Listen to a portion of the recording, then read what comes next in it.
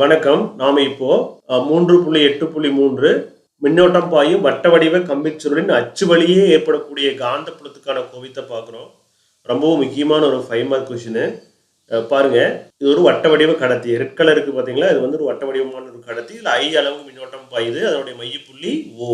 அ மையப்புள்ளியிலிருந்து ஒரு Cங்கிற தொலைவு வந்து R அப்படிங்கிற ஆரம். அதே மாரி ODயும் ஆரம் தான். இந்த ஓங்கிற புள்ளியிலிருந்து Z அப்படிங்கிற தொலைவில் இருக்கக்கூடிய ஒரு புள்ளி தான் வந்து P. இந்த புள்ளி P இருக்குது பார்த்தீங்களா?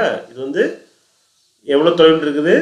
ஓங்கிறது இடத்துல இருந்து Zங்கிற தொலைவில் இருக்குது. இந்த புள்ளியில இந்த வட்ட வடிவ கம்பிச்சுருள்ல மின்னோட்டம் பாயும் பொழுது புள்ளி Pயில் காந்தப்புலம் ஏற்படுத்தும். அந்த காந்தப்புலத்துக்கான ஃபார்முலா என்னங்கிறது நம்ம பார்க்கணும். ஸோ அதுக்காக என்ன பண்ணுறோம், நம்ம இந்த வட்ட வடிவ கடத்தியில் 2 சின்ன சின்ன நீளக்கூறுகள் எடுத்துக்கிறோம். பாருங்க, ஐடிஎல் அப்படிங்கிறது தான் நீளக்கூறு, அது டிஎல்ங்கிறது ஒரு நீளம். இங்கேயும் நம்ம டிஎல்ங்கிறது எடுத்துக்கிறோம். இதனுடைய வெக்டர் வந்து ஆர் கேப். அதே மாதிரி இந்த பக்கம் இருக்கக்கூடிய சி அப்படிங்கிற நீளக்கூறுடைய வெக்டர் வந்து ஆர் வெக்டார். டிஎல் அப்படிங்கிற நீளத்தில் மின்னோட்டம் பாய்வதில் ஏற்படக்கூடிய அந்த காந்தப்புலத்தை கண்டுபிடிக்கிறதுக்கு வந்து என்ன பண்ணுறோம், இதை இந்த டிங்கிற புள்ளியையும் பிங்கிற புள்ளியும் இணைச்சிடுறோம், அதனுடைய தொலைவு ஆர். அதே மாதிரி சிங்கிற புள்ளியையும் பிங்கிற புள்ளியும் இணைச்சிடுறோம், அதனுடைய தொலைவு அளவு ஆர்னு எடுத்துக்கிறோம். நம்ம இப்போ சியிலிருந்து பி இருக்குது இல்லையா, சியில இந்த மின்னோட்ட கூறு ஐடிஎல்ல மின்னோட்டம் பாயும் பொழுது ஏற்படுத்தக்கூடிய காந்த புலத்துக்கு வந்து கண்டுபிடிக்கிறதுக்கு பிங்கிற இடத்துல பாருங்க, நான் டயக்ராம் வரைகிறேன். ஒரு வட்ட வடிவம், இதனுடைய மையப்புள்ளி ஓ, இதனுடைய ஆரம் இதுதான் ஆரம், இதுவும் ஆரம். இதை நம்ம சீன் எடுத்துக்கிறோம், இது டீன்னு எடுத்துக்கிறோம். இதில் இருந்து இசட்டுங்கிற தொலைவில் இருக்கக்கூடிய ஒரு புள்ளி தான் வந்து பி. இப்போ இதில் வந்து இந்த கடத்தி முழுவதுமாக எடுக்காமல் ஒரு சின்ன தொலைவு மட்டும் எடுத்துக்கிறோம். இந்த கடத்தியில் பாயக்கூடிய மின்னோட்டம் ஐ. ஸோ இந்த நீளம் வந்து டிஎல் அப்படிங்கிற நீளம். மின்னோட்டம் பாய்வதால் வந்து ஒரு நீளக்கூறு ஃபார்ம் ஆகி நீளக்கூறு எடுத்துக்கிறோம். அந்த நீளக்கூறு தான் வந்து டிஎல்ஏ. இதனுடைய வெக்டர் பார்த்தீங்கன்னாக்க மின்னோட்டம் பாய்வதால் ஏற்படக்கூடிய காந்த வெக்டர் வந்து எப்படி இருக்குனாக்க ஆர் கேப் இந்த டைரக்ஷன் இருக்கும். அதே மாதிரி இதுவும் இந்த டைரக்ஷனில் இருக்குது. இப்போ புள்ளி பியில் காந்தப்புலம் உருவாகும். சிங்கிற இடத்துல மின்னோட்டம் பாய்வதாலும் காந்தப்புலத்தை ஏற்படுத்தும். இங்கே டிங்கிற இடத்துல மின்னோட்டம் பாய்வதாலும் பிங்கிற இடத்துல காந்தப்புலத்தை ஏற்படுத்துமா? ஸோ அதுக்காக என்ன பண்ணுறோம், சியையும் பியையும் இணைச்சிட்றோம் இல்லையா? ஓகே, இதனுடைய தொலைவு வந்து ஆர்னு எடுத்துக்கிறோம். சரி, இங்கே ஏற்படுத்தக்கூடிய அந்த காந்த புலம் எப்படி இருக்கும் அப்படின்னா, இந்த ஐடிஎல் அப்படிங்கிற மின்னோட்ட கூறினால் ஏற்படுத்தப்படக்கூடிய காந்த புலம் எப்படி இருக்கும் அப்படின்னா, பாருங்க, இந்த புள்ளிக்கு, அதாவது இந்த கோடு இருக்கு பார்த்தீங்களா, இதுக்கு 90 டிகிரியில் இருக்கும். புரியுது உங்களுக்கு? இந்த கோணம் எவ்வளவு? 90 டிகிரியில் இருக்கணும். அதுதான் வந்து டிபி வெக்டார். ஏன் டிபி வெக்டர் போட்டிருக்கிறோம், இங்கே நம்ம டிஎல் அப்படிங்கிற சின்ன கூரை மட்டும் தான் எடுத்துக்கிட்டோம். அதனால் அதே மாதிரி தான் இதையும் நீங்கள் நினைக்கிறீங்க. இந்த புள்ளிக்கு நீங்கள் 90 டிகிரி வரைஞ்சிங்கனாக்கா இப்படி இருக்கும். இது புரியுது உங்களுக்கு? இது கண்டிப்பாக புரிஞ்சாதான் அடுத்த ஸ்டெப்பு புரிஞ்சுக்க முடியும். ஸோ இதுவும் 90 டிகிரியில் இருக்கும். ஸோ அப்போ பிங்கிற இடத்துல 2 விதமான காந்தப்புலங்கள் நமக்கு உருவாகுது. ஒன்று, சிங்கிற இடத்துல இருக்கக்கூடிய புள்ளியின் காரணமாக நீளக்கூறின் காரணமாக வரக்கூடிய காந்தப்புலம். டிங்கிற இடத்துல இருக்கக்கூடிய நீளக்கூறல் வரக்கூடிய காந்தப்புலம். அதை நம்ம நிகர காந்தப்புலத்தை கண்டுபிடிக்கிறதுக்காக என்ன பண்ணுறோம் அப்படின்னா, பிங்கிற இடத்துல டிபி அப்படிங்கிறத, அதாவது ஆர் அப்படிங்கிறது வச்சுக்கோங்க, ஆறு, இது எஸ். இப்போ பிஆர் அப்படிங்கிற அந்த காந்த புலத்தை 2 கூறுகளாக பிரிக்கிறோம். ஒன்று கிடைமட்ட கூறு, பாருங்க, இப்படி எக்ஸ்ஹெச்சுக்கு இணையாக வரைஞ்சோம்னா அது கிடைமட்ட கூறு, எக்ஸ்ஹெச்சுக்கு செங்குத்தாக வரைஞ்சோம்னா அது வந்து செங்குத்து கூறுன்னு பேர். அப்போது மேலே கிடைமட்ட கூறுனா டிபி காஸ் கோணம் வரணும். இந்த இதுதான் வந்து அந்த கோணம் ஃபை. அப்போது ஒன்று விட்ட கோணங்கள் சமம் அப்படிங்கிறனால இதுவும் என்னவா தான் இருக்கும், ஃபை. அப்போ இங்கே என்ன ஆயிடுது, டிபி காஸ் ஃபைன்னு வந்துடுது. மேலே பார்க்கும்போது டிபி சைன் ஃபை. அதே மாதிரி இந்த இடத்துக்கும் பார்த்தீங்கன்னாக்க இந்த பிஎஸ் அப்படிங்கிற காந்தப்புலத்தின் காரணமாக வரக்கூடியதை 2 கூறுகளாக பிரிக்கிறோம். எக்ஸ்ஹெச்சுக்கு இணையாக ஒரு கூறு, அது வந்து கிடைமட்ட கூறு, ஸோ டிபி காஸ் ஃபை. செங்குத்தாக இன்னொரு கூறு, அதுவும் என்னதான், டிபி சைன் ஃபை தான். ஏன்?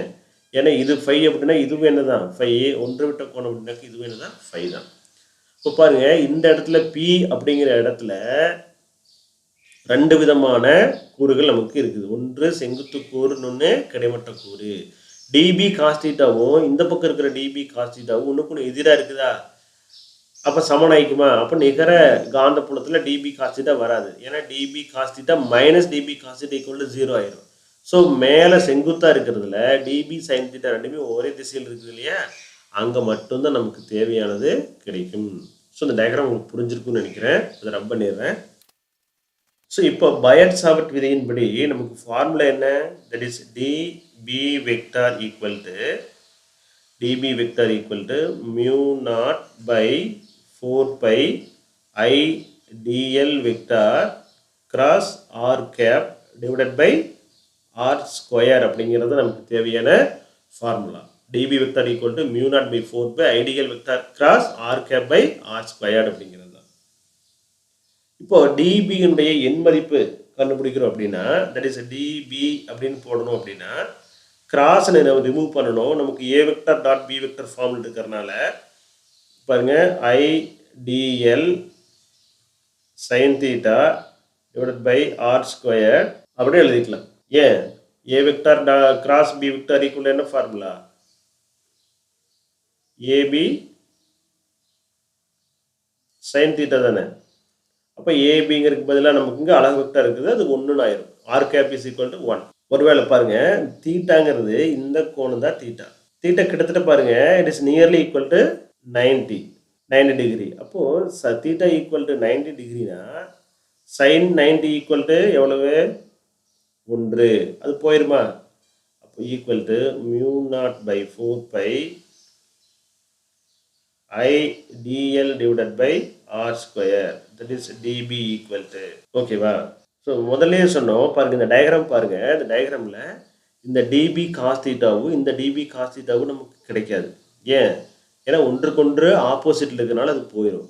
ஸோ மீதி இருக்கிறது மேலே இருக்கக்கூடிய செங்குத்து கூறு டிபி சைன் ஃபை மட்டும்தான். டிபி சைன் காஸ் ஃபையும் டிபி காஸ் ஃபையும் ஒன்றுக்கொன்று ஆப்போசிட்டாக இருக்கிறனால கேன்சல் ஆயிடுது. இந்த டிபி சைன் ஃபை மட்டும் ஒரே டைரக்ஷனில் இருக்கிறனால நமக்கு நிகர காந்தப்புலத்துக்கு அது மட்டும்தான் கிடைக்கும். அப்போ ஃபார்முலா பாருங்கள், dB equal to integration of மொத்த காந்தப்புலம் அப்படின்னா பி இல்லையா, விக்டர் போட்டுக்கோங்க, ஈக்குவல் டு என்ன ஃபார்முலா? நமக்கு எந்த கூறு மட்டும்தான் இருக்குது? செங்குத்து கூறு மட்டும்தான் இருக்குது. அப்போ dB vector integration of dB sine phi அப்படின்னு இருக்கு. இதை வெக்டர் இங்கே வெக்டர் போட்டுக்கோ, இந்த பக்கம் வெக்டர் போடணும் இல்லையா? பாருங்கள், இது எக்ஸ் அச்சு, இது ஒய் அச்சு, இது இசட் அச்சு. அப்போ இது எந்த அச்சில் இருக்குது? இசட் அச்சில் தானே இருக்குது. அப்போ இசட் அச்சில் இருக்கும்போது எக்ஸ் அச்சுக்கு போடும்போது ஐ கேப் போடணும், ஒய் அச்சுக்கு போடும்போது ஜே கேப்பு, இசட் அச்சுக்கு கே கேப். அப்போ என்ன பண்ணணும்? K cap. ரைட்?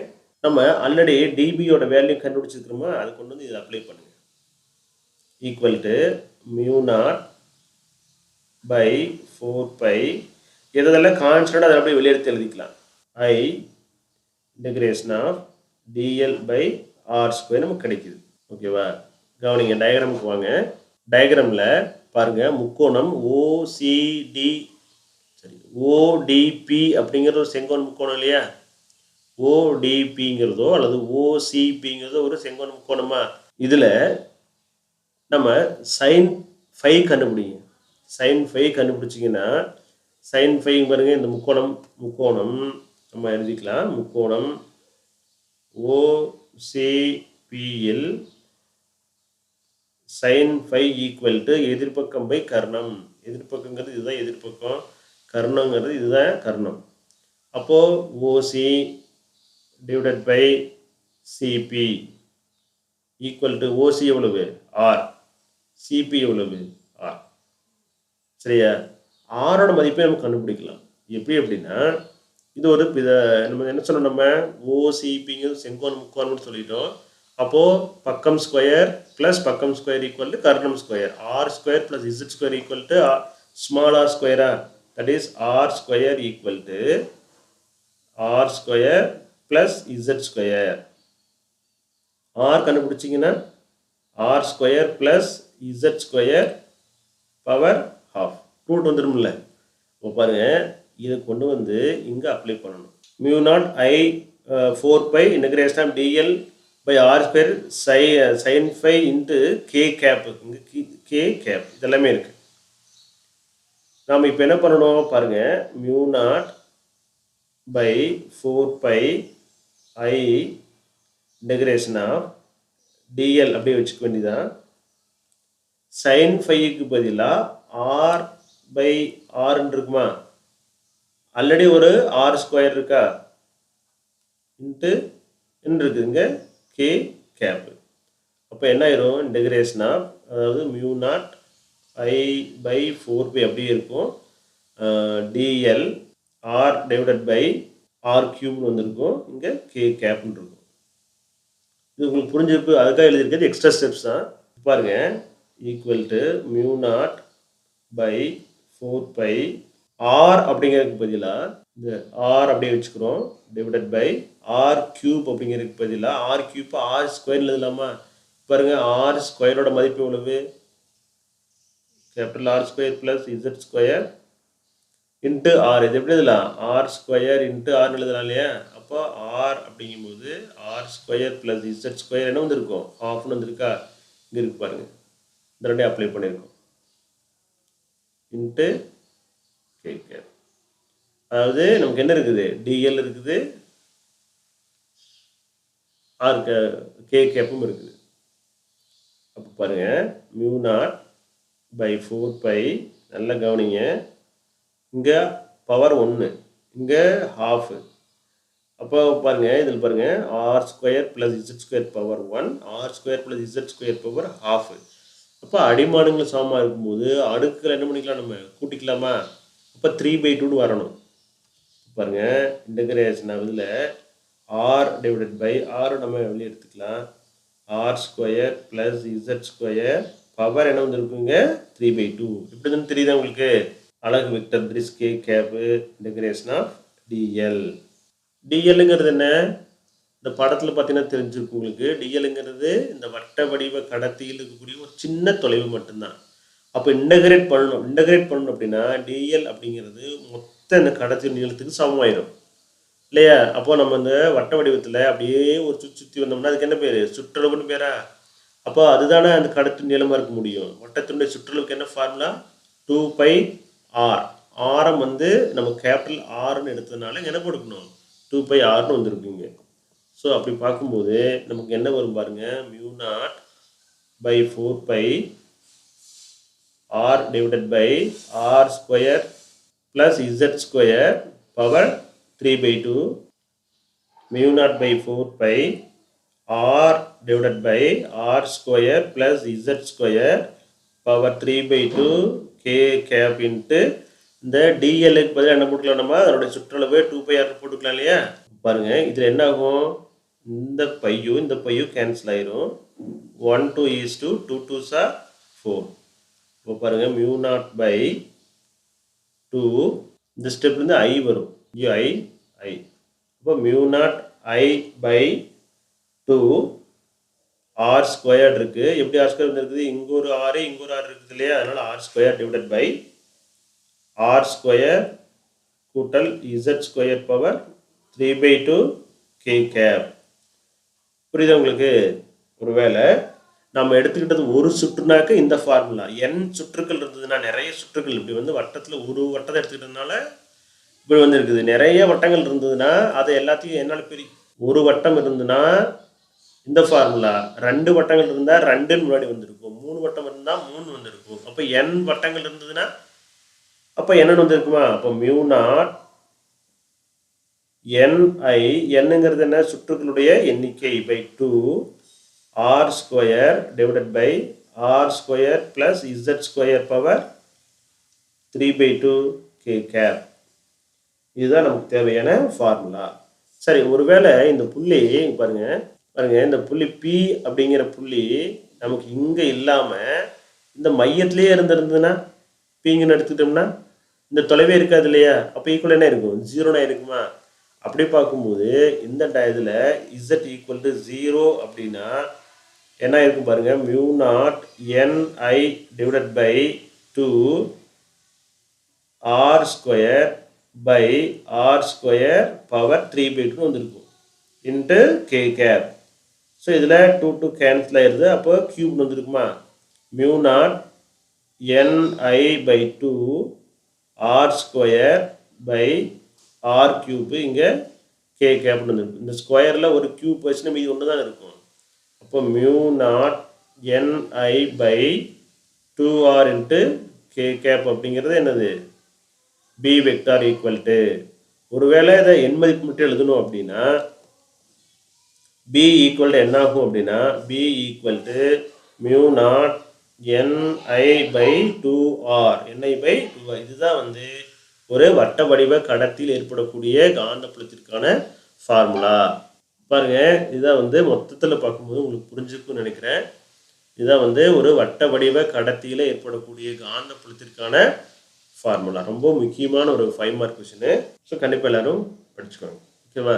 ஸோ அடுத்த வகுப்பில் அடுத்த டாபிக் பார்க்கலாம். தேங்க்யூ.